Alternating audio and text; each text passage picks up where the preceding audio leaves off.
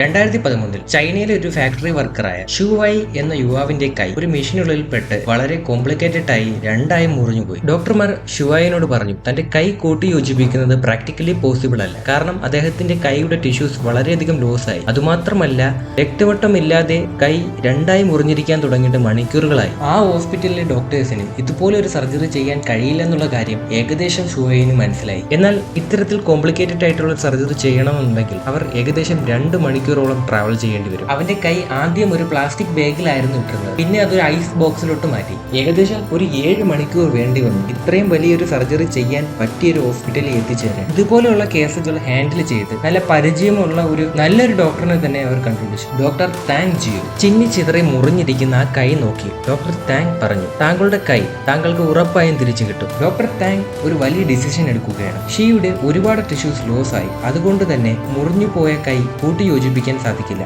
അതുവരെ ഷീയുടെ ബോഡിയിൽ ഏറ്റവും കൂടുതൽ ബ്ലഡ് ഫ്ലോ ഉള്ള കാലിൽ തന്നെ ആ കൈ കൂട്ടി യോജിപ്പിക്കാന്നുള്ള ഒരു വലിയ ഡിസിഷൻ അവരെടുക്കുകയാണ്. അങ്ങനെ ഓപ്പറേഷൻ കഴിഞ്ഞ് ഷീ ഉണരുകയാണ്. ആദ്യം അവനത് വിശ്വസിക്കാൻ സാധിച്ചില്ല. വളരെ വിചിത്രമായിരുന്നു ആ കാഴ്ച. അവന്റെ മുറിഞ്ഞു പോയ ആ കൈ അവന്റെ കാലിൽ തുന്നി യോജിപ്പിച്ചിരിക്കുന്നു. ആ കൈക്ക് നമ്മുടെയൊക്കെ കയ്യിലുള്ളതുപോലെ ഒരു നേരിയ ചൂട് എപ്പോഴും ഉണ്ടായിരുന്നു. ബ്ലഡ് വെസൽസ് മാത്രമാണ് അപ്പോൾ കണക്ട് ചെയ്തിട്ടുള്ളായിരുന്നു. നെർവ്സ് ഒന്നും തന്നെ അന്നേരം കണക്ട് ചെയ്തിട്ടില്ലായിരുന്നു. സാധാരണ എങ്ങനെയാണോ അവന്റെ കാല് അതുപോലെ തന്നെയായിരുന്നു ഓപ്പറേഷന് ശേഷവും അവന് ഫീൽ ചെയ്തിരുന്നത്. അവന്റെ കാലുകൾക്ക് പ്രത്യേകിച്ചൊരു മാറ്റവും അവന് ഫീൽ ചെയ്തില്ലായിരുന്നു. പക്ഷേ കുറച്ച് വെയിറ്റ് കൂടിയതായി തോന്നിയായിരുന്നു. 1 മാസത്തിന് ശേഷം അവന്റെ മുറിവുകളെല്ലാം പൂർണ്ണമായി ഭേദമായി. ഇനിയാണ് ഈ ഓപ്പറേഷനിലെ സെക്കൻഡ് സ്റ്റേജ് വരുന്നത്. വളരെ കോംപ്ലിക്കേറ്റഡ് ആയിട്ടുള്ള ഒരു സ്റ്റേജ് ആയിരുന്നു അത്. കാലിൽ ഘടിപ്പിച്ചിരിക്കുന്ന കൈ അതിന്റെ യഥാസ്ഥാനത്ത് മാറ്റി ഘടിപ്പിക്കുന്ന പ്രോസസ്. പക്ഷേ വളരെ സ്മൂത്തായി തന്നെ ആ സർജറി നടന്നുപോയി. എന്നാൽ ഷീക്ക് അവന്റെ വിരലുകൾ അനക്കാൻ സാധിക്കില്ലായിരുന്നു. അവന്റെ കൈ